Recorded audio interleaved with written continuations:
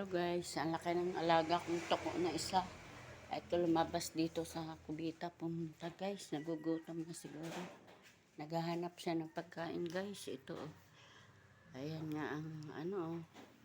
Laki na. Hello toko. Kain ka na toko.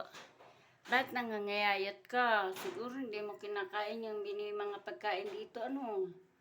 Ha? Toko. Ha? Ang kapatid mo, taba, ikaw naman ngangayayat. Dapat kakain ka na marami. Ha? Magtutuko-tuko ka, magbibigay ka ng oras. Sabi, Toko, anong oras na? Halimbawa, alas 4 ngayon. Maya, sabi ka na, Toko, alas 4 na oh. O, Toko. O, alas 5, Toko. Ayan. Saan ka pupunta? Maliligo ako.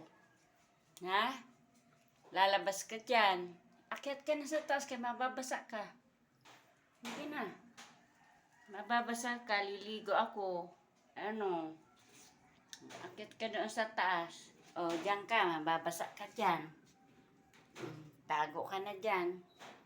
Nagtagaw na yung alaga ko, oh. Ayan, oh. Ayan. Ayan.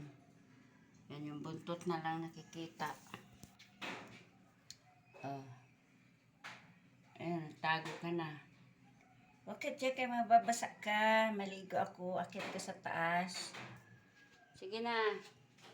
Toko, akit na sa taas. Mababasa ka dyan. Ganyan na lamang guys. Dito lang yan sila paikot-ikot sa bahay namin. Andyan siya ngayon sa likod ng drum. Pinapakain ko yan. Lalagyan ko siya ng mga pagkain sa panukasan. Dalawa sila dito nakatira sa bahay. Yung ano, dyan siya natutulog din, oh, dyan. Sa likod ng ano, ng lagayan ng plato. Yung isa naman dito, nagmadala sa kubita yan. Dyan.